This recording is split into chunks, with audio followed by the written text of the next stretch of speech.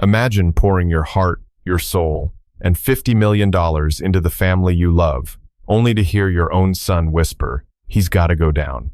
Shocking, right? What kind of betrayal cuts so deep it turns a father's love into a blazing war for justice? Picture a Miami night, glittering with wealth, hiding a venomous plot to steal an empire and shatter a legacy. Would you fight back if your own blood sold you out for cash? Or would you crumble under the pain? Buckle up, because this story of greed, lies, and a reckoning that'll burn everything down will leave you speechless. Welcome to RevengeX, where electrifying stories of betrayal and triumph set your soul ablaze. We're thrilled to have you join our community of viewers who celebrate unyielding resilience and fierce courage. Hit that subscribe button to never miss a heart-pounding tale, and it'd be incredible if you smashed the like button, shared this video, or dropped a comment with the time and city or country you're watching from. Your likes, shares, and heartfelt comments are the greatest spiritual gift, the fuel that keeps this channel burning bright. Now, buckle up for a story that'll hit you right in the feels. Let's dive in. My name is Henry Caldwell, a 72-year-old self-made man who clawed his way from a scrappy kid in a Chicago tenement to a real estate tycoon in the heart of Miami, Florida. By the time I hit my 60s, I'd built an empire, 25 high-rise condos, a chain of luxury beachfront rentals, and a net worth that made my accountants sweat. I wasn't just rich. I was the kind of rich that could buy private islands or fund small wars. But to me, wealth was never about gold-plated faucets or yacht parties.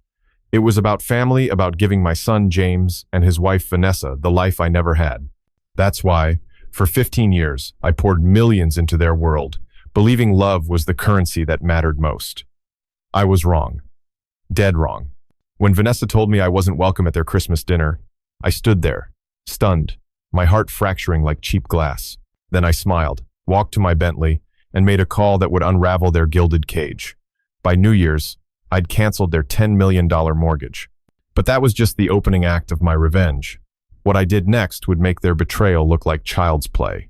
The sun was dipping low over Miami's skyline, painting the ocean in hues of fire and gold, as I sat in James and Vanessa's palatial Coconut Grove mansion. The place was a monument to excess marble floors I'd paid for, a chandelier imported from Italy that cost more than most people's homes, and a custom wine cellar stocked with vintages I'd personally selected.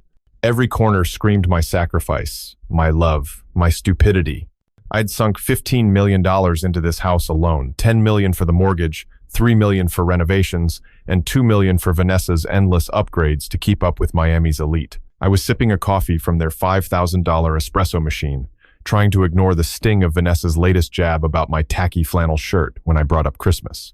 "I could make my famous smoked brisket this year," I said, leaning back into the plush velvet of their sectional sofa, the one I'd bought after Vanessa deemed their old furniture beneath her aesthetic. The words hung in the air, mingling with the scent of her overpriced jasmine diffusers. "You know, the one your mom Ellen used to rave about. She'd say it was better than her Nana's recipe, James."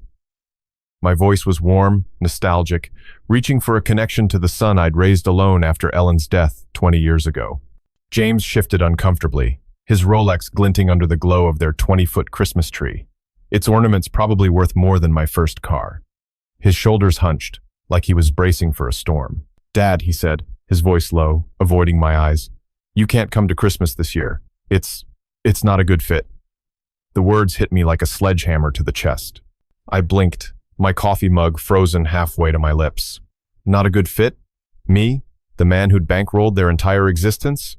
"What the hell does that mean?" I asked, my voice sharper than I intended. James stared at the floor, his fingers twisting the edge of his silk tie. Vanessa, perched on a bar stool in her $600 yoga pants, didn't hesitate to answer. "My parents, Richard and Evelyn Harper, are hosting with us. They've got expectations, Henry. Their crowd is different, refined. They want a certain vibe for the holidays." Her tone was cold, clinical, like she was explaining why I didn't qualify for a country club membership. "Refined?" I repeated, my blood pressure spiking. "And what am I, Vanessa? Chopped liver?"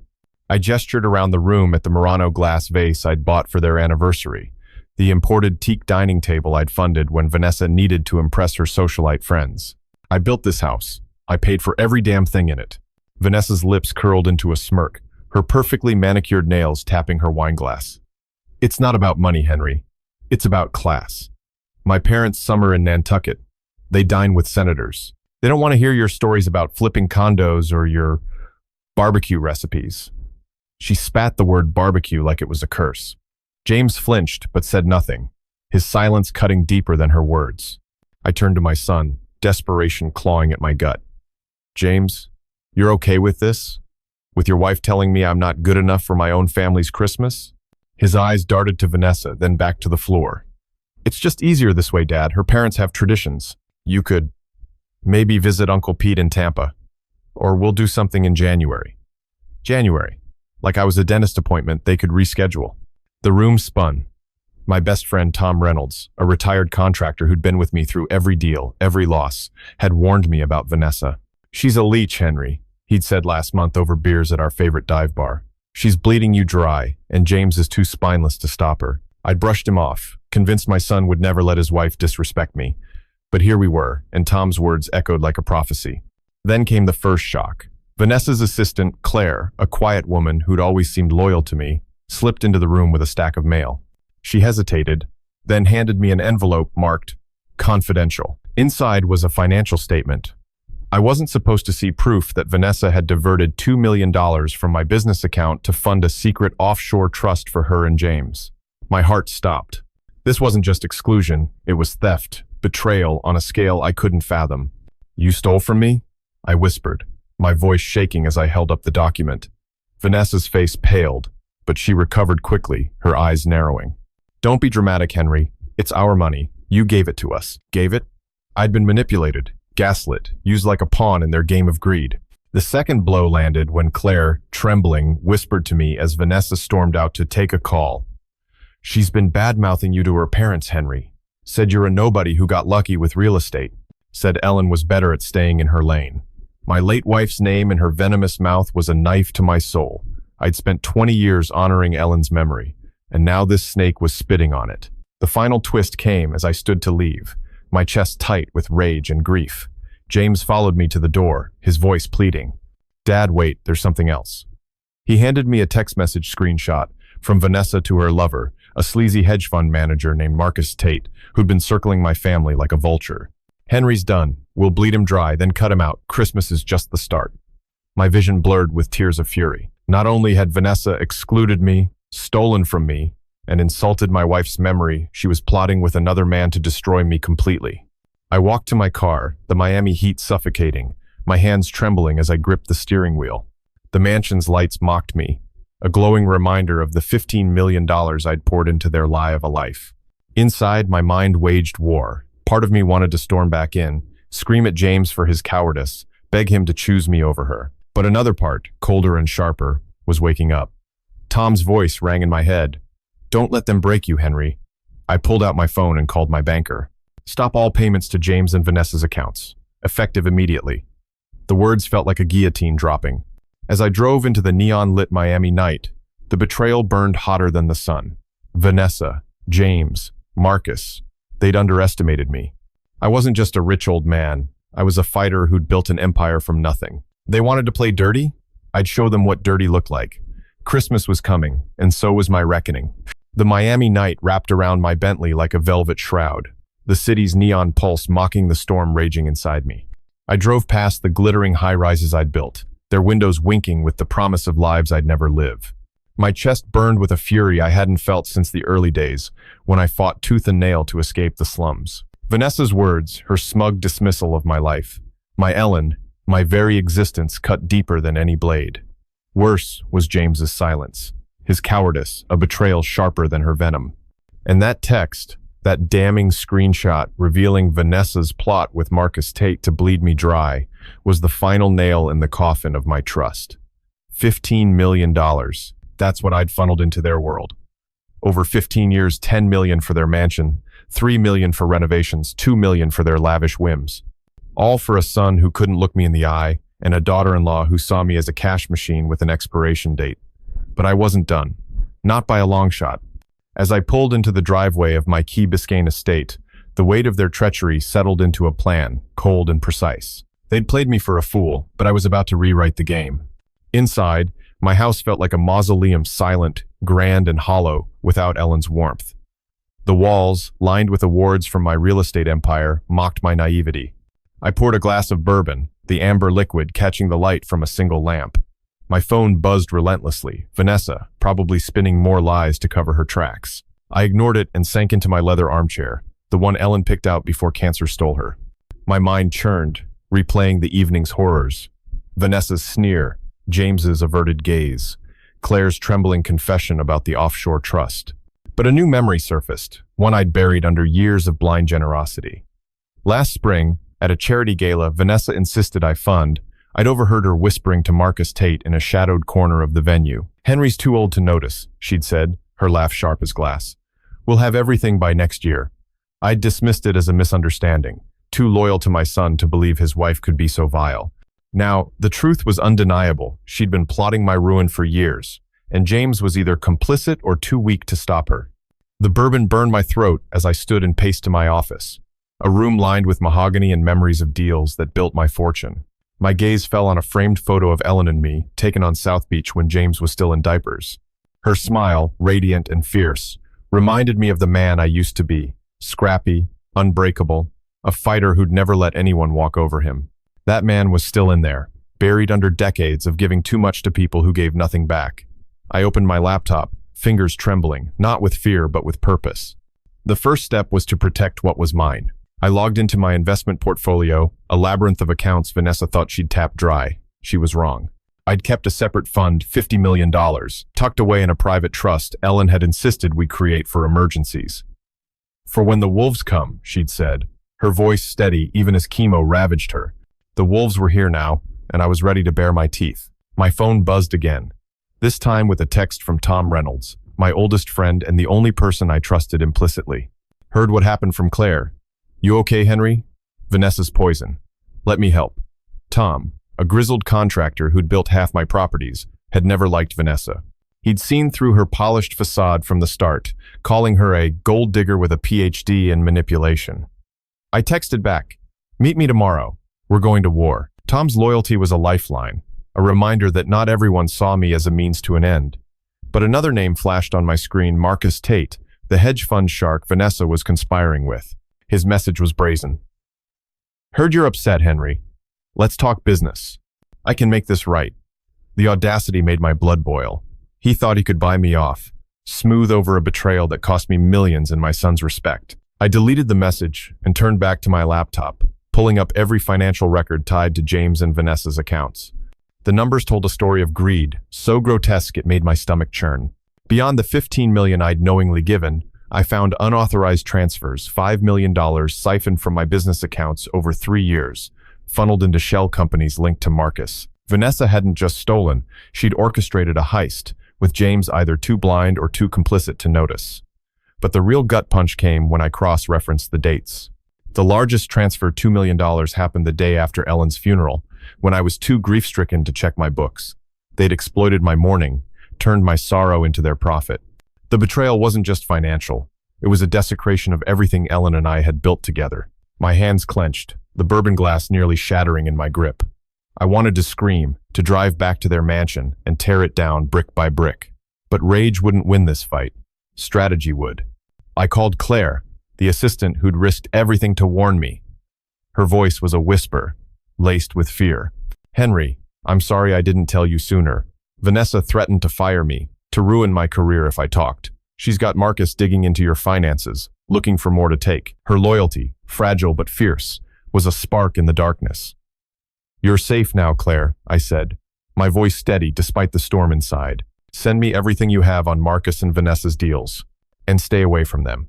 She promised to email encrypted files by morning proof of their fraud, their secret meetings, their plans to squeeze me until I had nothing left.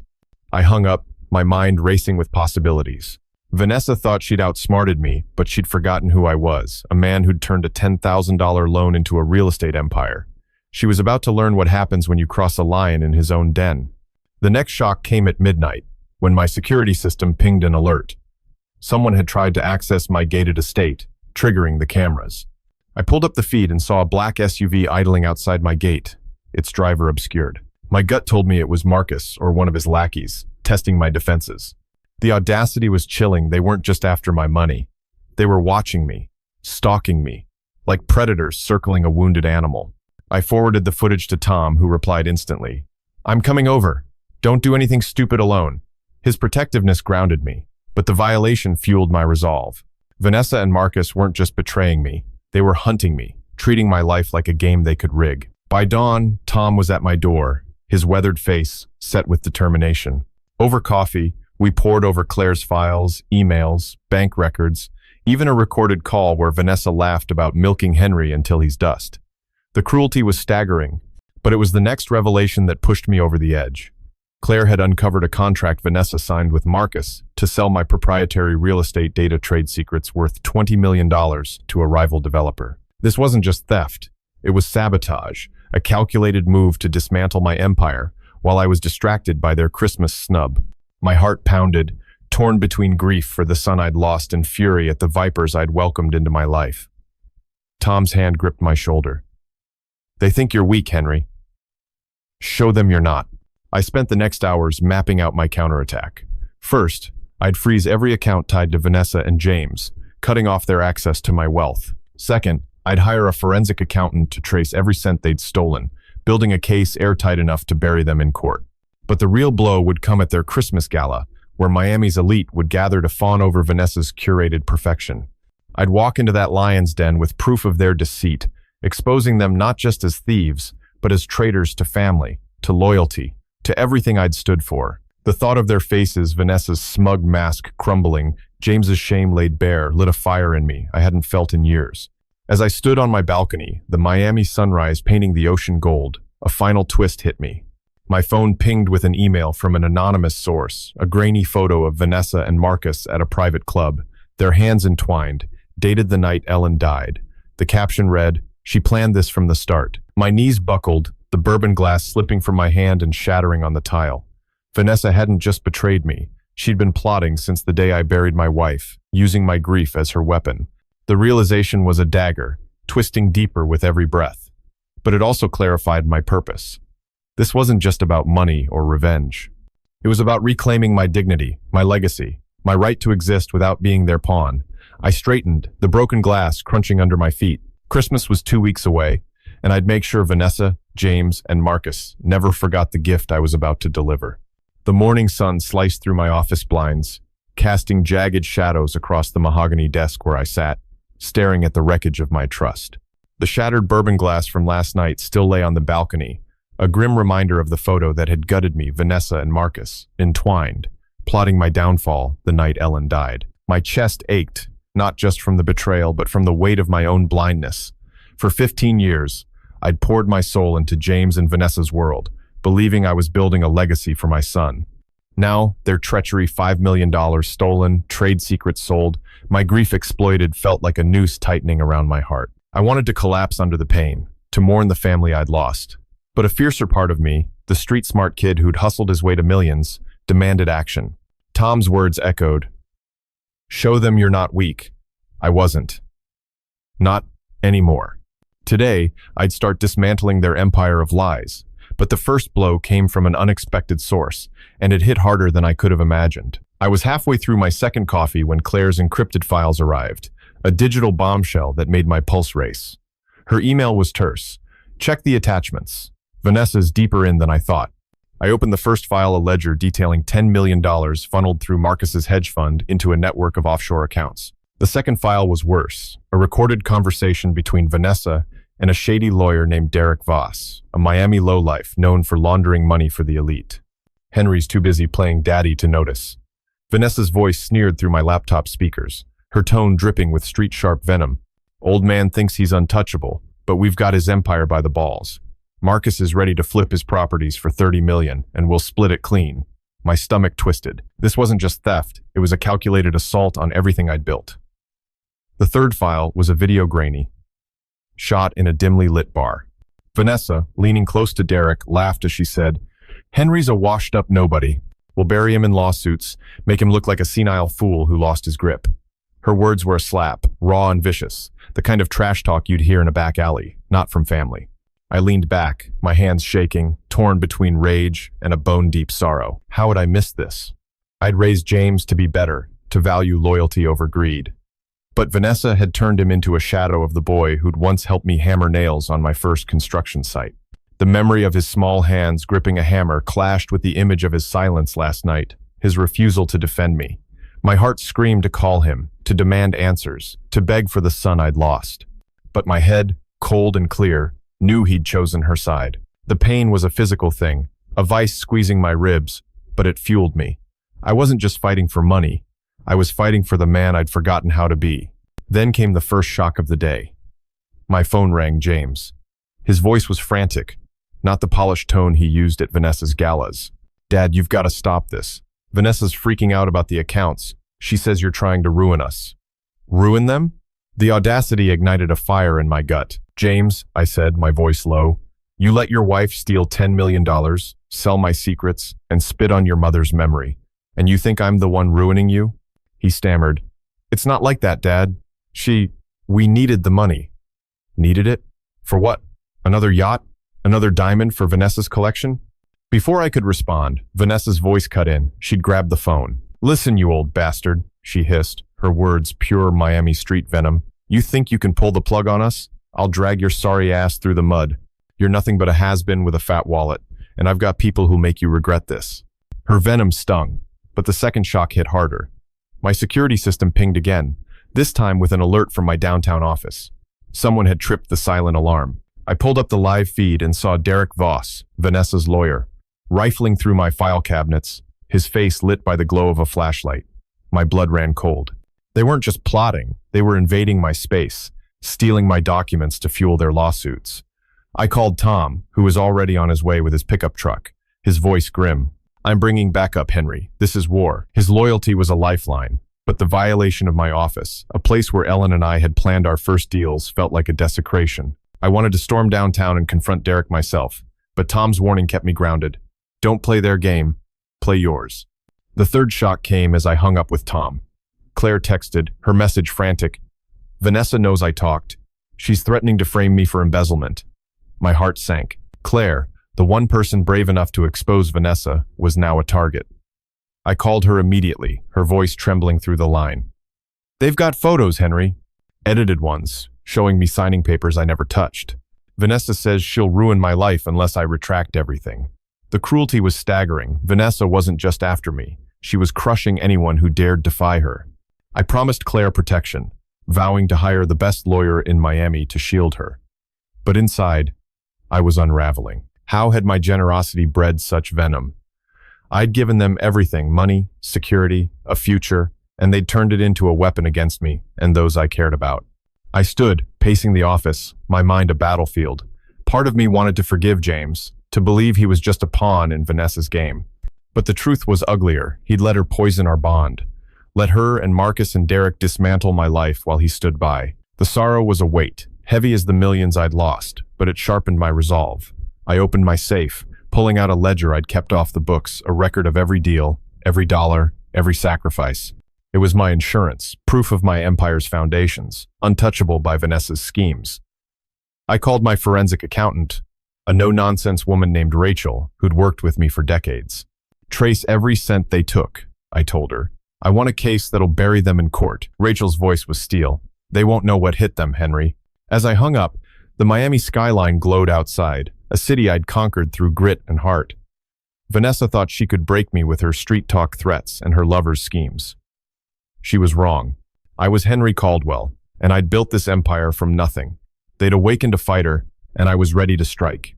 Christmas was coming, and with it, a reckoning that would shake their world to its core. The Miami dawn felt like a bruise, heavy and tender, as I stood in my office, clutching the ledger that held the truth of my empire. Vanessa's voice from Claire's recording still echoed in my head, her street-slick taunts branding me a washed-up nobody, while she and Marcus plotted to sell my legacy for $30 million. The betrayal wasn't just a knife, it was a chainsaw, tearing through the bonds I'd thought unbreakable. James's silence, Claire's fear, and the break-in at my office by Derek Voss were all pieces of their vicious puzzle, a conspiracy to strip me bare. My heart waged war with itself, grief for the son I'd raised, clashing with a fury that demanded justice. I'd been their bank, their fool, for too long. Today, I'd set a trap so tight it would choke their arrogance, but the morning brought a cascade of shocks that pushed me to the edge of my sanity. I was nursing a third coffee, the bitterness mirroring my mood, when Tom burst through my door, his face ashen. "Henry, you need to see this," he said, thrusting his phone at me. It was a social media post from Vanessa, time-stamped an hour ago, on a Miami gossip page with thousands of followers. The photo showed me at a construction site 10 years ago, looking weathered, with a caption that cut like barbed wire. "This broke-ass geezer thinks he's a king, but he's just a pawn we played, number Miami elite." The infuriated me, but it wasn't just her words, crude, vicious, and public. She'd called me a geezer, a nobody, and claimed credit for my empire. My hands shook, not with fear, but with rage.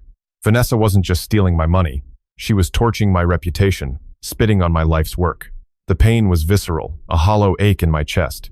I'd built a fortune for my family, only to be mocked like a street beggar by the woman I'd treated like a daughter. Before I could respond, the first shock hit. My phone buzzed with an email from Rachel, my forensic accountant. "Henry, it's worse than we thought," she wrote. Attached was a report detailing $25 million in fraudulent loans Vanessa had taken out in my name, using forged documents to siphon funds from my real estate holdings. The loans were tied to Marcus's hedge fund, with Derek Voss as the middleman. They'd used my grief after Ellen's death to forge my signature, draining my accounts while I mourned. My knees buckled, and I gripped the desk, the room spinning. This wasn't just betrayal. It was a calculated annihilation of my trust, my legacy, my love for James. I wanted to scream, to drive to their mansion and demand answers, but my old street instincts kicked in. Emotion was weakness. Control was power. The second shock came minutes later when Claire called, her voice barely a whisper. "They're after me, Henry. Vanessa sent me a death threat, said if I don't retract my statement, I'll end up in the Everglades." My blood ran cold. Vanessa wasn't just a thief. She was a predator, willing to destroy anyone in her path. The image of Claire loyal, terrified Claire, facing Vanessa's wrath tore at my soul. I'd failed to protect her, just as I'd failed to see through Vanessa's lies. "Stay hidden," I told her. "I'm sending security to your place." But inside, I was drowning in guilt. My generosity had enabled this monster, and now innocents were paying the price. I called Rachel again, my voice hard as steel. "File charges. Fraud, forgery, whatever sticks. I want Vanessa, Marcus, and Derek in court by next week." Rachel's response was calm, but fierce. "Already on it. We've got enough to bury them." I hung up, my mind racing. Vanessa thought she could outsmart me with her street talk bravado and Marcus's slick deals. But I'd built my empire on outsmarting sharks like them. The trap was ready, a public humiliation at their Christmas gala, where I'd expose their crimes to Miami's elite. But the third shock nearly broke me. My security team sent a video from my office cameras. Derek Voss, caught red-handed last night, had left a note taped to my safe. "Back off, old man, or you'll regret it."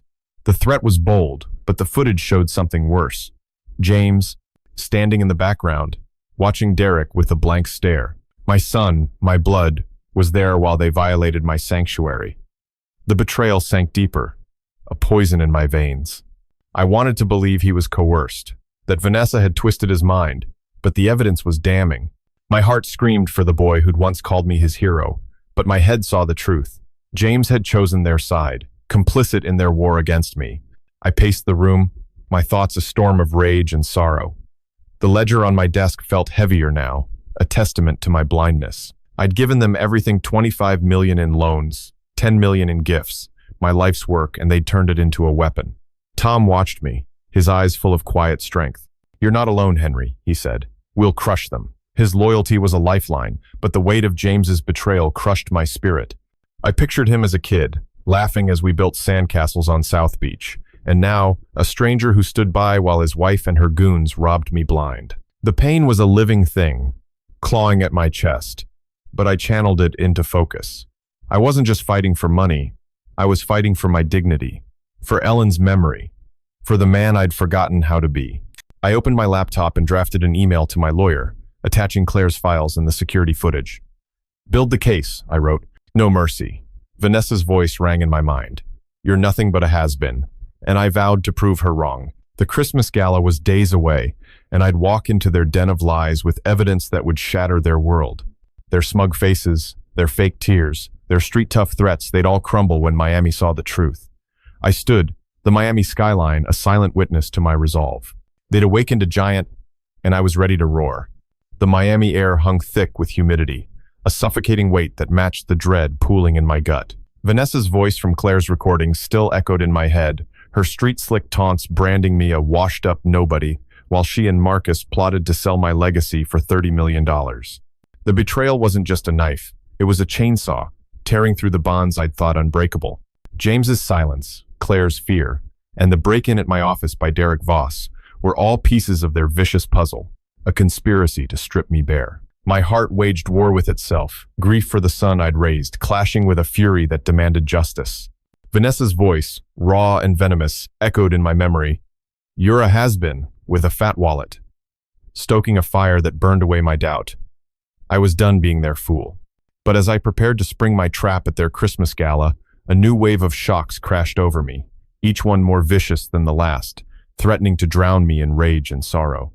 The day began with a jolt. My phone lit up with a call from Rachel, my forensic accountant, her voice tight with urgency. "They've escalated, Henry. Vanessa's team filed a lawsuit against you this morning, claiming you defrauded them out of $30 million in promised investments. It's a lie, but they've got forged contracts with your signature." My heart stuttered. The audacity was breathtaking. Not only had they stolen my money, they were now painting me as the criminal, twisting my generosity into a weapon. The lawsuit was a public dagger, filed in Miami's circuit court, where gossip-hungry reporters would feast on the headlines. I could see Vanessa's smirk, hear her street-sharp sneer. "Think you can cut us off, you dried-up old fool? I'll make you wish you'd stayed in your lane." The thought of my name dragged through the mud, after decades of building a reputation as Miami's real estate king, sent a spike of pain through me. I wanted to call James, to beg him to see the truth. But the image of him standing by while Derek ransacked my office choked that hope. The second shock landed like a sucker punch. Tom burst into my office, his face a storm cloud, holding a tablet with a live feed from a local news site. The headline screamed, "Miami tycoon accused of abandoning family, facing fraud charges." The article, dripping with lies, claimed I'd cut off my struggling son and daughter-in-law, leaving them destitute while hoarding my wealth. Vanessa's quotes were pure venom. "Henry's lost it, y'all. He's a greedy old bastard who'd rather see us homeless than share a dime." The words were crude, laced with the kind of street swagger she used to mask her greed. But the real blow was a photo of James, looking haggard, captioned, "Son pleads for father's help as family faces ruin." My son, my blood, was playing the victim for their scheme, letting Vanessa parade him like a prop. The betrayal clawed at my soul, a raw ache that made me question every moment I'd spent raising him. Had I failed him, or had he chosen this path? The question was a torment, splitting me between love and fury. I sank into my chair, the ledger heavy in my hands, as the third shock hit. Claire texted, her message a desperate cry. "Vanessa's got my sister. She's threatening to expose her immigration status unless I testify against you." My blood froze. Vanessa wasn't just a thief. She was a predator, willing to destroy anyone in her path. The thought of Anna's life being torn apart because of my battle with Vanessa was a weight I couldn't bear.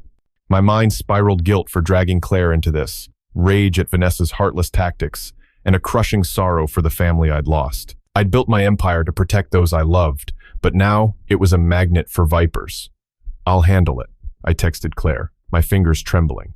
But inside I was breaking, haunted by the faces of those I'd failed. Ellen, Claire, Anna, even James. I called my lawyer, a bulldog named Sarah who'd fought my battles for decades. "File a countersuit," I said, my voice hard despite the tremor in my chest. "Fraud, extortion, defamation. Hit them with everything." Sarah's response was calm but lethal. "We'll make them regret this, Henry." I hung up, my gaze falling on a photo of Ellen on my desk, her eyes full of the strength I needed now. I wanted to collapse, to mourn the son who'd turned against me. But her memory demanded I fight.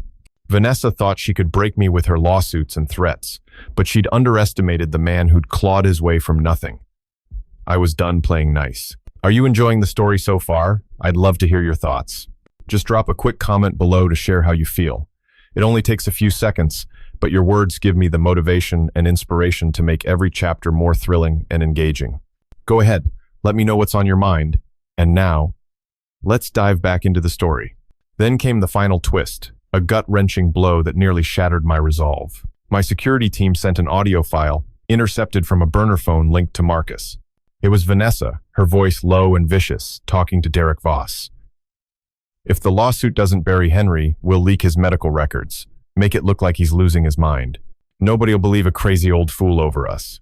My breath caught. They'd hacked my private files, stolen records from my last checkup routine tests I'd taken after a scare last year. The violation was chilling, a betrayal so intimate it felt like they'd rummaged through my soul. But worse was the realization that James knew. The audio caught him in the background, murmuring agreement, his voice hollow. Just do it quick. My son, the boy I'd carried on my shoulders, was complicit in this desecration. The pain was a tidal wave, drowning me in grief. I wanted to scream his name, to demand why he'd chosen their lies over our bond. But the fighter in me, forged in Miami's cutthroat streets, rose up. They wanted war? I'd give them a massacre. I stood, my resolve hardening like concrete. The Christmas gala was a week away, and I'd walk into their den with evidence ledgers, recordings, Claire's files, that would expose their rot to Miami's elite. Vanessa's street-tough taunts, Marcus's schemes, James's cowardice, they'd all crumble under the weight of the truth. I wasn't just fighting for my money. I was fighting for my name, my heart, my right to exist. The Miami skyline shimmered outside, a testament to my strength. They'd tried to bury me, but I was about to rise. The Miami heat pressed against my skin like a warning, the city's pulse thrumming with the chaos of my unraveling world. Vanessa's lawsuit, her venomous smear campaign, and the chilling audio of her plotting to leak my medical records had stripped away the last threads of my faith in family. James's complicity, his hollow agreement to Vanessa's schemes, was a wound that festered, splitting my heart between the father who still loved him and the man who refused to be a victim. My office, once a fortress of ambition, now felt like a war room, the ledger on my desk, a battle plan etched in decades of sacrifice. The Christmas gala loomed, a stage for my counterstrike. But as I sharpened my resolve, a torrent of new betrayals crashed over me, each one a jagged edge tearing at my soul. Vanessa thought she'd broken me with her street-tough taunts and Marcus's dirty deals, but I was about to turn their game into a reckoning they'd never forget. The morning cracked open with a gut-wrenching shock. My phone buzzed with a voicemail from an unknown number, and when I played it, Vanessa's voice slithered through, raw and vicious, like a Miami street hustler sizing up a mark. "You're done, you washed-up old prick," she sneered. "Think you can freeze our accounts and play hero? I've got dirt that'll bury you so deep, you'll wish you'd stayed in your hole." The message ended with a laugh, cold and cruel, but it was the background noise that stopped my heart. A child's voice, faint but unmistakable. My granddaughter, Lily, James's 6-year-old daughter, giggling as Vanessa coaxed her to say, "Grandpa's mean." My blood turned to ice. They'd dragged my granddaughter into their vendetta, using her innocence to mock me. The betrayal was a physical blow, my chest tightening with a grief so raw it threatened to swallow me. Lily, the light of my life, who'd once clung to my hand at the zoo, was now a pawn in their game. I wanted to drive to their mansion, scoop her up and shield her from their poison, but the weight of their cruelty anchored me. How could James let this happen? The question gnawed at me, a torment that fueled my fury. The second shock came before I could catch my breath. Tom called, his voice tight with rage. "Henry, check your email. They've gone nuclear." I opened my inbox to find a message from a tabloid journalist, forwarded by Tom, with a draft article titled, "Miami Mogul's Dark Secret, Abusing Family Trust." The piece accused me of coercing James into signing over his inheritance, painting me as a tyrant who'd manipulated my own son for profit. The source? Vanessa's mother, Evelyn Harper, who'd fed the reporter, lies about my abusive control over the family. Her quote was a knife. "Henry's a lowlife who clawed his way up and now thinks he owns us. He's trash with money, nothing more." The words dripping with her high society disdain mixed with street-level venom burned. Evelyn, who'd sipped my wine and dined in my homes, was now rewriting my life to destroy me. The pain was a tidal wave, crashing against the love I'd once felt for James's family. I'd welcomed Evelyn and her husband, Richard, into my world, only to be spat on like a dog. My mind screamed to call James, to demand he defend me, but the truth was clear: he was either too weak or too complicit to care. The third shock was a dagger to the heart. Claire, still reeling from Vanessa's threats against her sister, sent me a photo that made my vision blur with tears. It was a screenshot from a private chat group, where Vanessa had shared a doctored image of me at Ellen's grave, my face twisted into a cruel smirk, captioned, "This old fool cries for show while he screws us over." The group included James, Marcus, Derek, and several of Vanessa's socialite friends, all laughing with emojis and comments like, pathetic, and bury him. My knees buckled, and I gripped the desk, the room spinning. They'd taken my grief for Ellen, the most sacred part of my soul, and turned it into a cruel meme for their amusement. The betrayal was monstrous, a violation so deep it felt like they dug up her grave and danced on it. I wanted to scream, to shatter something, to confront James and beg him to explain how he could let them desecrate his mother's memory. But the fighter in me, forged in the crucible of Miami's streets, rose up, cold and relentless. They'd crossed a line no one could uncross. I called Sarah, my lawyer, my voice, a low growl. Add invasion of privacy to the countersuit. They've gone too far. Sarah's response was sharp. We've got them, Henry. This is evidence of malice. I hung up, my gaze falling on a small seashell Lily had given me last summer, a token of her love now tainted by Vanessa's manipulation. The sorrow was a weight, crushing my chest, but it sharpened my focus. I wasn't just fighting for my name. I was fighting for Lily, for Claire, for Anna, for everyone they'd hurt in their quest for power. Vanessa's taunts, "You'll wish you'd stayed in your hole," rang hollow now. She thought she'd broken me, but she'd only awakened the man who'd built an empire from nothing. Then came the final twist, a blow so sinister it nearly shattered my resolve. My security team flagged a transaction, $50,000 withdrawn from one of my frozen accounts, authorized by a forged signature. The recipient? A private investigator known for digging up dirt on Miami's elite. Vanessa and Marcus had hired him to tail me, to fabricate evidence of instability or wrongdoing to bolster their lawsuit. The audacity was chilling. They weren't just after my money.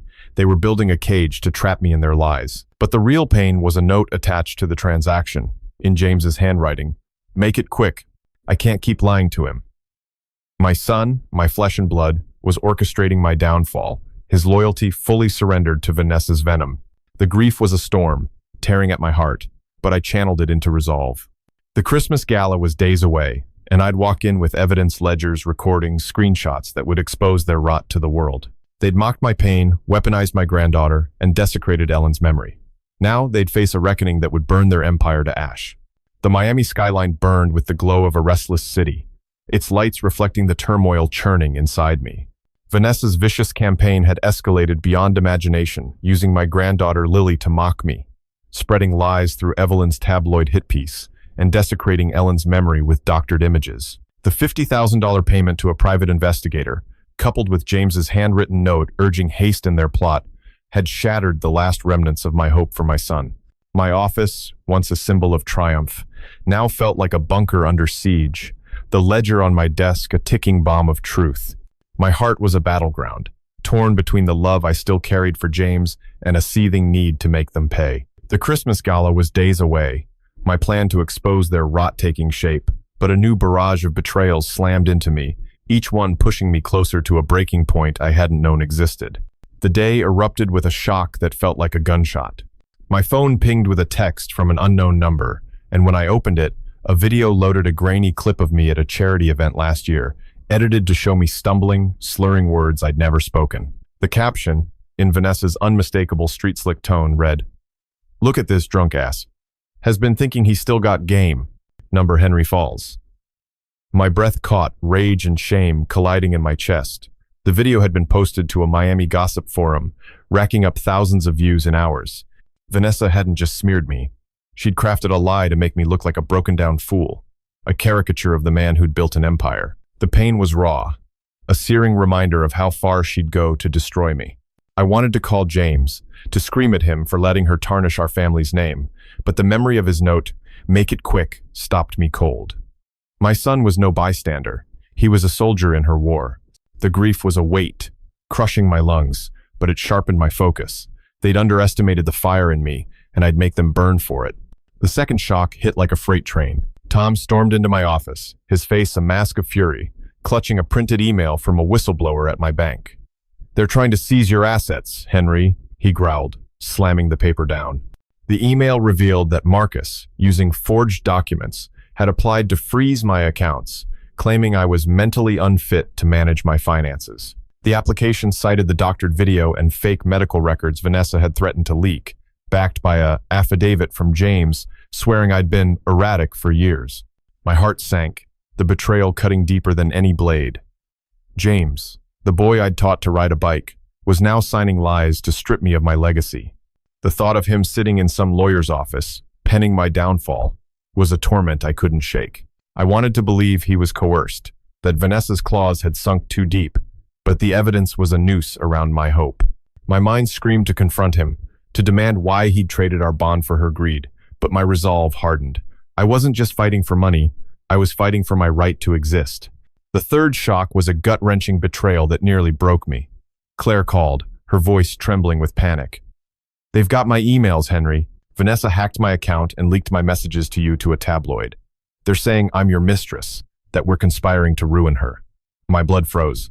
The article, already live on a sleazy news site, painted Claire as a gold digger and me as a lecherous old man, using doctored emails to suggest an affair. Vanessa's quote was venomous. "This crusty old bastard thinks he can play us with his little side piece. He's a joke, y'all, and we're done with his games." The lie was grotesque, a vile twist of Claire's loyalty into something sordid. The pain was a storm, tearing at my heart. Claire had risked everything to help me, and now Vanessa was dragging her through the mud, ruining her reputation to weaken my case. I wanted to shield Claire, to undo the damage, but the guilt was crushing. My fight had pulled her into this nightmare, and I couldn't forgive myself for it. I called Sarah, my lawyer, my voice shaking with barely contained rage. "Add libel to the countersuit. They're slandering Claire now." Sarah's response was a blade. "We'll hit them so hard they'll choke on their lies." I hung up, my gaze falling on the seashell from Lily.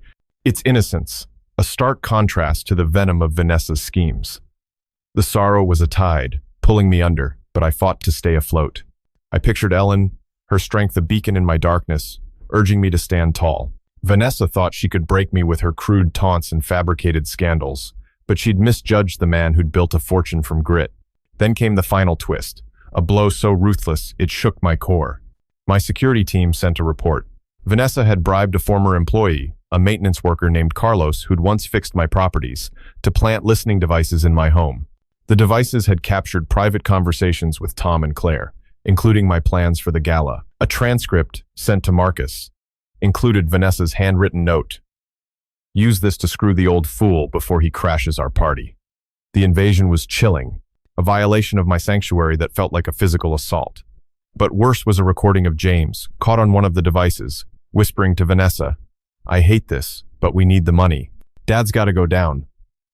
My son, my flesh and blood, was plotting my destruction in my own home. The grief was a hurricane, ripping through me, but I channeled it into resolve.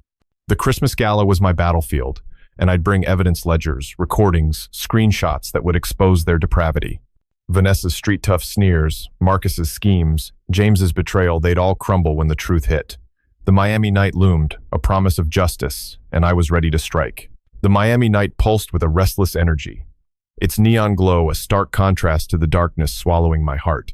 Vanessa's relentless assaults, weaponizing my granddaughter Lily, smearing my name with Evelyn's lies, planting bugs in my home, had turned my life into a battlefield.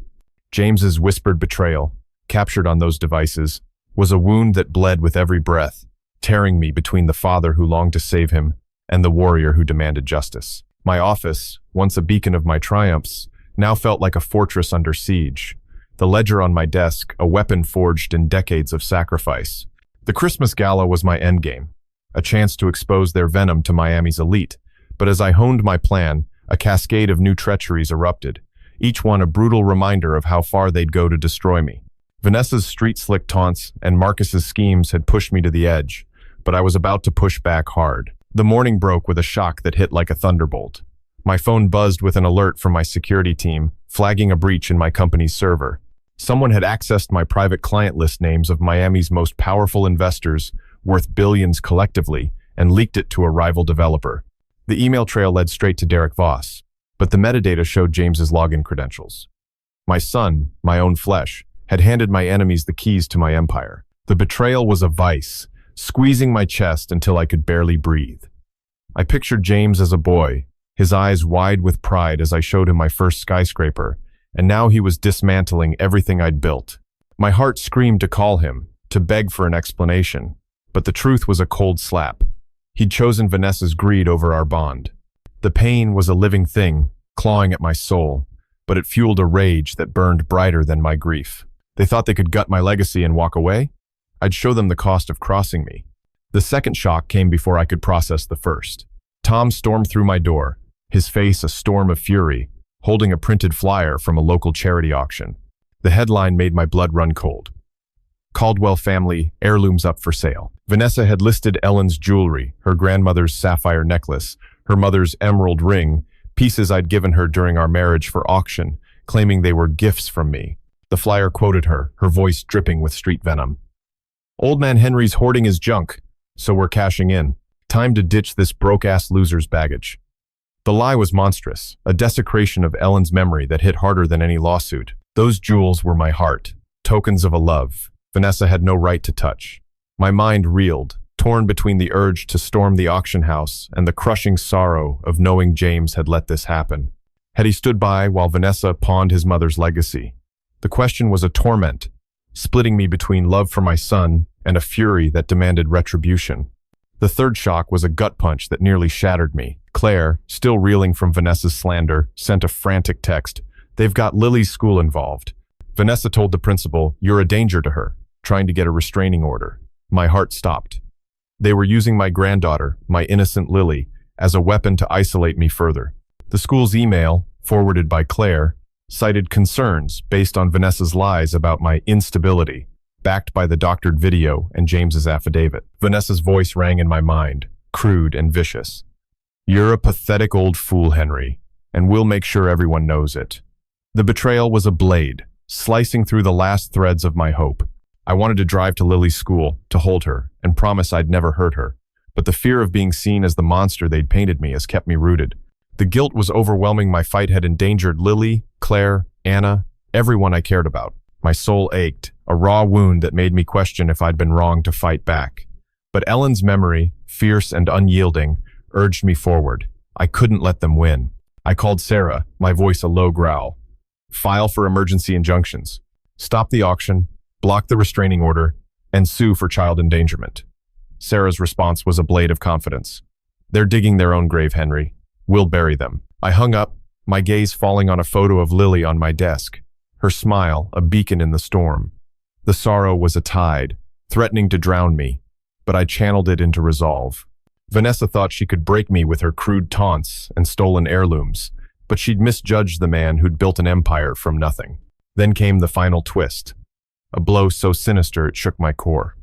My security team sent a recording from one of the bugs in my home, missed in their initial sweep. It was Vanessa, speaking to Marcus in a hushed, venomous tone. "If Henry shows up at the gala, we'll have Carlos spike his drink. Make it look like he's lost it, then call the cops. Old bastard won't know what hit him." My blood froze. They were planning to drug me, to stage a public breakdown and have me arrested in front of Miami's elite. The recording caught James's voice, faint but clear. "Just make sure Lily's not there. I don't want her seeing this." My son, complicit yet again, was protecting his daughter, but not his father. The betrayal was a hurricane, ripping through me, but it crystallized my purpose. The Christmas gala was my arena, and I'd bring evidence ledgers, recordings, stolen client lists that would expose their depravity. Vanessa's street-tough sneers, Marcus's plots, James's cowardice, they'd all crumble when the truth hit. The Miami night loomed, a promise of vengeance, and I was ready to unleash hell. The Miami dusk settled like a shroud, its humid weight mirroring the suffocating betrayal that clung to me. Vanessa's relentless war using Lily's innocence, auctioning Ellen's heirlooms, plotting to drug me at the gala, had turned my world into a crucible of pain and rage. James's complicity, his voice on the bugged recording protecting Lily, but not me, was a wound that bled with every heartbeat, splitting me between a father's love and a warrior's vengeance. My office, once a monument to my dreams, now felt like a command center for a war I never wanted. The ledger, stacked with evidence of their crimes, was my sword, and the Christmas gala was my battlefield. But as I prepared to strike, a new wave of treachery crashed over me. Each revelation, a brutal reminder of how far they'd go to erase me. Vanessa's crude taunts and Marcus's machinations had pushed me to the brink, but I was about to pull them into the abyss with me. The day ignited with a shock that felt like a betrayal from beyond the grave. My phone buzzed with an alert from my security team, flagging an unauthorized access attempt on my private trust, the $50 million fund Ellen had insisted we create for emergencies. The hacker's trail led to a shell company tied to Marcus, but the login attempt used a password only James knew, one we'd set up together after Ellen's death to honor her memory. My heart sank. The betrayal, a cold blade twisting in my chest. James, the boy who'd cried in my arms when we lost his mother, had given Vanessa the keys to our sacred trust. The pain was a tidal wave, drowning me in memories of the family we'd been: James, Ellen, and me, laughing over late-night ice cream. Now, he was helping Vanessa plunder the last piece of Ellen's legacy. I wanted to call him, to scream until he understood the depth of his betrayal, but my soul ached with the truth. He'd chosen her over us. The sorrow was a weight, but it forged my resolve into steel. They'd pay for this desecration. The second shock struck like a lightning bolt. Tom burst into my office, his eyes blazing, holding a grainy photo from an anonymous source. It showed Vanessa and Derek Voss at a seedy downtown bar, handing a manila envelope to a man I recognized: Victor Ruiz, a notorious Miami fixer known for bribing officials. The envelope, marked with my company's logo, contained forged documents accusing me of tax evasion, enough to trigger an IRS audit that could cripple my empire. Vanessa's voice, captured in a text accompanying the photo, was pure street venom. "This old bastard's done, Victor. Nail his ass to the wall, and we'll split the scraps." The audacity was staggering. They weren't just stealing. They were orchestrating a federal takedown to ruin me. My mind reeled, torn between the urge to confront Vanessa and the crushing realization that James had likely known. Had he sat silently while they planned to bury me in legal hell? The question was a torment, splitting me between love for my son and a fury that burned hotter than Miami's sun. The third shock was a dagger to my soul. Claire, her voice breaking over the phone, revealed that Vanessa had spread rumors among Lily's teachers, claiming I'd been inappropriate with my granddaughter during visits. The lies, backed by doctored photos of me holding Lily at a park, had prompted a child services investigation. Vanessa's taunt, relayed by a teacher's email, was vicious. "Keep that creepy old fool away from kids, or we'll make sure he's locked up for good." My blood ran cold. They were using Lily, my heart's light, as a weapon to isolate me further. The betrayal was unbearable, a violation so vile it felt like they'd torn my family apart with their bare hands. I wanted to drive to Lily's school, to hold her and promise I'd never hurt her, but the fear of being branded a predator kept me frozen. The guilt was a storm, raging through me. My fight had endangered Lily, and I couldn't forgive myself for letting Vanessa's venom touch her. I called Sarah, my voice a low snarl. "Add false accusations and endangerment to the countersuit. They're targeting Lily now." Sarah's response was a whip crack of determination. "We'll crush them, Henry. This is their endgame." I hung up, my gaze falling on a framed drawing. Lily had made a stick figure family with me smiling beside her. The sorrow was a chasm, threatening to swallow me, but Ellen's memory anchored me. Her strength, fierce and unyielding, demanded I fight.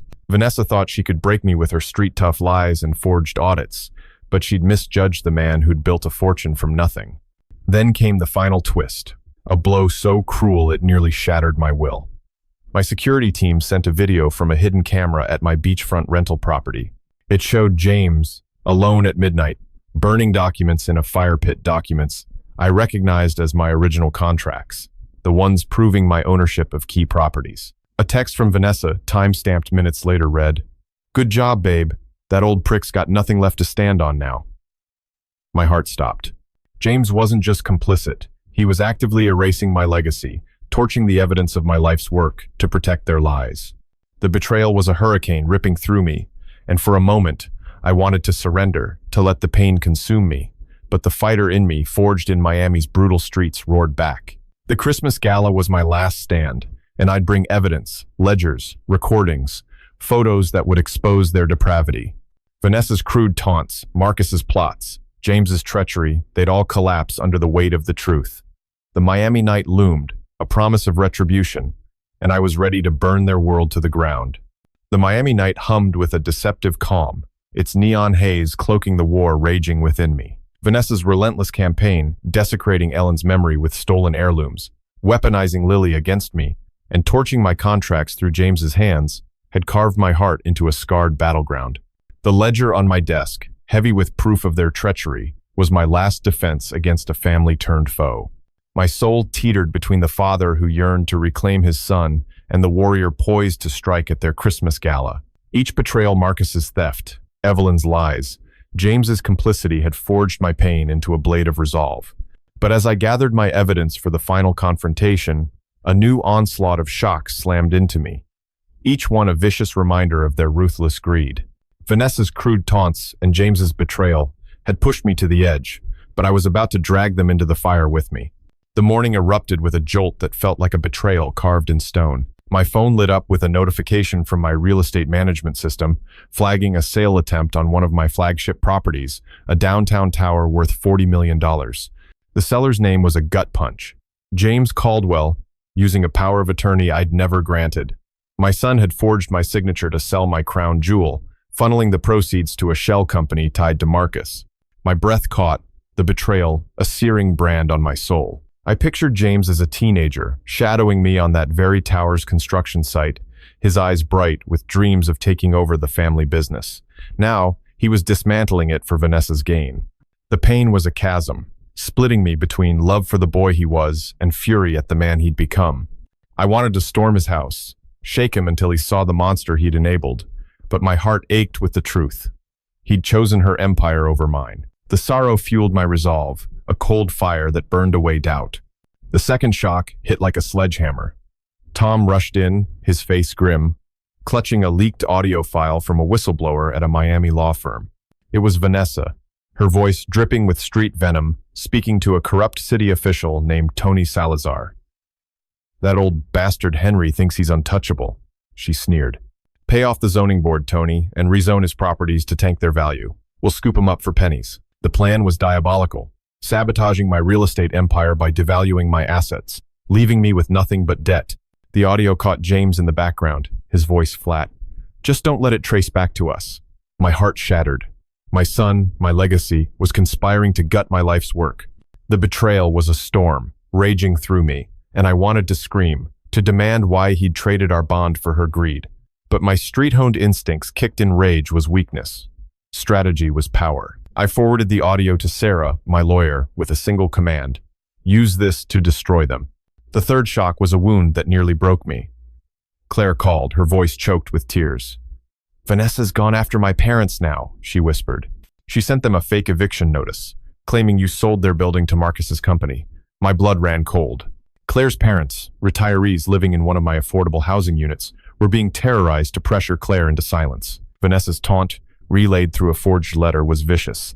"Tell your precious Henry to back off, or your folks are on the street, you sniveling little rat." The cruelty was staggering, targeting innocent elders to tighten her grip on me. The guilt was a tidal wave, crashing over me. My fight had endangered Claire's family, just as it had Lily. I wanted to protect them, to undo the pain I'd caused, but the weight of my failures crushed me. My mind spiraled, torn between the urge to surrender and the burning need to fight for those I'd dragged into this war. Ellen's memory, fierce and unyielding, anchored me. I couldn't let Vanessa's venom win. I called Sarah, my voice a low growl. "Add elder abuse to the charges. They're targeting Claire's parents now." Sarah's response was a blade of assurance. "We'll make them pay, Henry."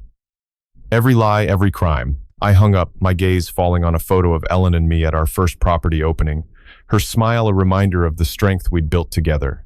The sorrow was a weight, but it sharpened my focus.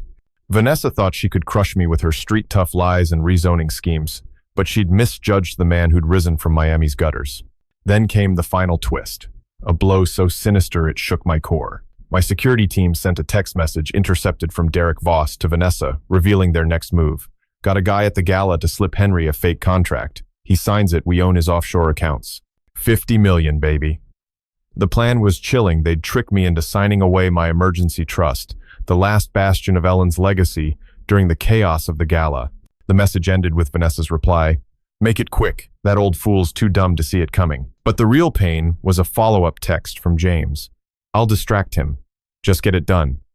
My son, my blood, was planning to lure me into their trap, his loyalty fully surrendered to their greed. The betrayal was a hurricane, tearing through me, and for a moment, I wanted to give up, to let the pain consume me. But the fighter in me, forged in the crucible of Miami's streets, roared back. The Christmas gala was my battleground, and I'd bring evidence ledgers, recordings, forged contracts that would expose their rot. Vanessa's crude taunts, Marcus's schemes, James's treachery, they'd all crumble when the truth hit. The Miami night loomed, a promise of justice, and I was ready to strike with a fury they'd never survive. The Miami night thrummed with a treacherous pulse, its glittering facade masking the war I was about to unleash. Vanessa's vicious campaign selling my properties, rigging zoning laws, and plotting to trick me into signing away $50 million had turned my life into a crucible of betrayal. James's role as her pawn, luring me into their trap at the Christmas gala, was a wound that pulsed with every heartbeat, tearing me between a father's desperate hope and a warrior's cold fury. My office, once a shrine to my victories, was now a war room, the ledger and files stacked like ammunition for the battle ahead. The gala, hours away, was my chance to expose their rot to Miami's elite. But as I suited up in my finest navy blue Armani, a new torrent of shocks slammed into me, each one a searing testament to their depravity. Vanessa's street-tough sneers and James's treachery had pushed me to the edge, but tonight, I'd burn their empire to ash. The day erupted with a jolt that felt like a betrayal, etched in blood. My phone buzzed with a call from Rachel, my accountant, her voice trembling with urgency. "They've hacked your charity foundation, Henry. Vanessa redirected $20 million meant for kids' hospitals to a slush fund for Marcus's hedge fund." My heart stopped. The foundation, Ellen's dream, was sacred, a legacy to help sick children, built with her dying wish. Vanessa's voice, caught in a leaked email Rachel sent, was pure venom. "That old bastard's bleeding heart's gonna fund our new yacht. Screw his charity, we're living large." The words were a blade, slicing through my soul. They'd stolen from dying children to fuel their greed, a desecration so vile it shook my core. I pictured Ellen's face, radiant with hope as we launched the foundation, and now Vanessa had defiled it. The pain was a wildfire, burning through my love for James. Had he known? Had he let her taint his mother's dream? The question was a torment, splitting me between grief for my son and a rage that demanded justice. The second shock hit like a grenade. Tom stormed in, his face a mask of rage, holding a tablet with a live stream from a Miami gossip channel. It showed Vanessa at a pre-gala press event, flaunting a diamond necklace Ellen's sapphire heirloom, stolen from the auction. Her voice, dripping with street swagger, cut through the feed. "This bling's mine now, y'all. Old man Henry's too broke to keep it, so I'm rocking his trash." The crowd laughed, oblivious to the theft, but the sight of Ellen's necklace on Vanessa's neck was a gut punch. My mind reeled, torn between the urge to storm the event and the crushing sorrow of knowing James had let her parade his mother's memory like a trophy. The betrayal was a storm, raging through me, and I wanted to scream, to demand why he'd let her desecrate our past. But my resolve hardened tonight. I'd make them choke on their lies. The third shock was a dagger to my heart. Claire texted, her words frantic. "Vanessa's got my bank account frozen. She's claiming I stole from you to fund my affair. They're ruining me, Henry." My blood ran cold. Vanessa had escalated her attack on Claire, using forged financial records to paint her as a thief, a final blow to silence her loyalty. A leaked text from Vanessa to Derek Voss, forwarded by Claire, was vicious. "That little snitch is done, and Henry's next. We'll make sure that old fool's got no one left to cry to." The cruelty was staggering, targeting Claire's livelihood to isolate me further. The guilt was a tidal wave, crashing over me. My fight had destroyed Claire's life, just as it had endangered Lily and her parents. I wanted to protect them, to undo the pain I'd caused, but the weight of my failures was crushing. My soul ached, questioning if my vengeance was worth the collateral damage. But Ellen's memory, fierce and unyielding, urged me forward. I couldn't let Vanessa's venom win. I called Sarah, my voice a low snarl. "Add financial sabotage to the charges. They're targeting Claire's accounts now." Sarah's response was a whip crack of resolve. "We'll tear them apart, Henry. They're finished." I hung up, my gaze falling on a photo of Lily's stick figure drawing, its innocence a stark contrast to Vanessa's cruelty. The sorrow was a chasm, but it sharpened my focus. Vanessa thought she could crush me with her street-tough lies and stolen charity funds, but she'd misjudged the man who'd risen from nothing. Then came the final twist, a blow so ruthless it nearly broke me. My security team sent a video from a hidden camera at the gala venue, capturing Vanessa and Marcus in a back room hours before the event. They were rehearsing a speech, Vanessa holding a forged will, my will claiming I'd left everything to her and James, cutting out Lily's future trust. Her voice was venomous. "Once we get this old bastard locked up, his empire's ours. Lily gets nada, and we're set for life." James, standing nearby, nodded silently, his face blank. My son, my blood, was complicit in stealing his daughter's inheritance. The betrayal was a hurricane, ripping through me, and for a moment I wanted to surrender, to let the pain consume me. But the fighter in me, forged in Miami's brutal streets, roared back. I suited up, my briefcase packed with evidence ledgers, recordings, forged wills that would expose their rot. Vanessa's crude taunts, Marcus's schemes, James's treachery, they'd all crumble tonight. The gala was my reckoning, and I'd bring a fire they'd never escape. The Miami night pulsed with a charged silence, its glittering veneer barely concealing the inferno I was about to ignite. Vanessa's ruthless campaign stealing from my charity, flaunting Ellen's stolen heirlooms, forging my will to rob Lily's future, had turned my life into a battlefield strewn with the wreckage of trust. James's complicity, his silent nod to their schemes, was a wound that throbbed with every step I took toward the Coconut Grove mansion. My briefcase, heavy with evidence ledgers, recordings, forged documents, was my weapon, and the Christmas gala was my arena. My heart warred between the father who mourned his son and the warrior ready to dismantle their empire of lies. As I stepped out of my Bentley, the humid air thick with anticipation, a final barrage of shocks crashed over me, each one a brutal reminder of their depravity. Vanessa's street-tough sneers and James's betrayal had forged my pain into a blade, and tonight, I'd carve justice from their deceit. The evening began with a shock that felt like a betrayal forged in hellfire. My phone buzzed with a text from Tom, urgent and grim. Vanessa's got a plant in the gala security team. They're planning to frame you for assault if you step inside. My blood ran cold. The plan, detailed in a leaked email, revealed Vanessa had bribed a guard to provoke me, staging a fight to justify my arrest. Her words, scrawled in the email's margin, were venomous. "That old bastard's gonna eat dirt tonight. We'll make him look like the thug he is." The audacity was staggering. They weren't just after my wealth. They wanted me humiliated, caged, erased. My heart ached, torn between the urge to flee and the burning need to face them. I pictured James, once my partner in late-night talks about legacy, now orchestrating my downfall. The pain was a tidal wave, drowning me in sorrow for the son I'd lost. But the knowledge of their plan, the knowledge of their cruelty, only sharpened my resolve. I wasn't just fighting for myself. I was fighting for the education of truth, the lesson of accountability. The second shock hit as I slipped past the gala's velvet ropes, my briefcase clutched like a lifeline. A guest, a silver-haired investor named Margaret I'd known for decades, pulled me aside, her face pale. "Henry, they're spreading lies about your health," she whispered, showing me a group chat where Vanessa had leaked fabricated hospital records, claiming I had dementia. The message, shared among Miami's elite, was cruel. "Old fool Henry's brain's gone to shit. Time to take his toys away." The lie was a gut punch, desecrating my dignity to sway my investors. My mind reeled, torn between the urge to scream and the crushing sorrow of knowing James had signed off on this. Had he watched Vanessa mock my mind, my strength? The betrayal was a storm, raging through me, but the knowledge of their tactics fueled my fire. I wasn't just a tycoon, I was a fighter, and the lesson of resilience would be their undoing. The third shock was a dagger to my soul. As I entered the grand ballroom, glittering with chandeliers and champagne flutes, I overheard Claire's voice, trembling from a corner. She was on her phone, pleading with her parents' landlord, who'd received a second fake eviction notice, claiming I'd defaulted on the building's mortgage. Vanessa's taunt, sent via text to Claire, was vicious. "Tell your precious Henry to back off, or your folks are sleeping in the gutter, you useless little bitch." The cruelty was monstrous, targeting Claire's family to break her spirit. My heart shattered, the guilt a wildfire burning through me. My fight had endangered Claire, Lily, and now her parents, innocents caught in Vanessa's war. I wanted to shield them, to undo the pain I'd caused, but the knowledge of their suffering was a weight I couldn't bear. The education of justice, the lesson of standing firm, pushed me forward. I couldn't let Vanessa's venom destroy us all. I stepped into the center of the gala, the crowd parting as I set my briefcase on a marble table.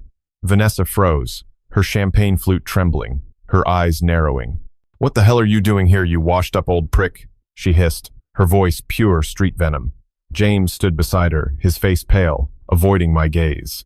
I opened my briefcase, pulling out stacks of evidence, ledgers, recordings, forged wills, and began distributing them to the guests. "This," I said, my voice steady, "is the truth about your hosts. 20 million stolen from my charity for sick kids. Forged documents to sell my properties. Lies about my health to steal my empire." The room fell silent, the air thick with shock. I played Vanessa's recorded taunts, her crude sneers echoing, "Screw his charity, we're living large." Gasps rippled through the crowd as they read the forged will, the hacked emails, the proof of her crimes. The final shock came as Vanessa lunged forward, her face twisted with rage. "You're a lying old bastard," she screamed, but a guest, a judge named Robert, grabbed her arm. "Enough," he said, his voice ice. "This evidence is damning." James stepped forward, his voice breaking. "Dad, I didn't mean for this." But I cut him off, my heart heavy but resolute. "You chose her, James. You chose lies over family." The betrayal was a hurricane, but the knowledge of my strength anchored me. The guests turned on Vanessa, their whispers of disgust, a chorus of justice. I walked out, the gala erupting in chaos behind me, a lesson in accountability delivered. Months later, Vanessa and Marcus faced indictments, their empire crumbling under fraud charges. James, shamed and alone, begged for forgiveness. But I set a boundary. Rebuild our bond with actions, not words. The education of trust, the lesson of integrity, guided me to a new family, Tom, Claire, and Lily, who I vowed to protect. The knowledge of my worth, the education of resilience, taught me that family is earned, not owed. I rebuilt my charity, ensuring Ellen's dream lived on, and found peace in the lesson of self-respect. If this story of betrayal and redemption moved you, hit that subscribe button on RevengeX for more gripping tales every day. Like and share to spread the knowledge of justice. And comment below, how does this story resonate with your life? What lessons of trust and strength have you learned? Your heartfelt thoughts fuel our education of storytelling. Wishing you all strength, health, and joy every day. Stay strong, stay healthy, live with peace. Goodbye, and see you in the next video.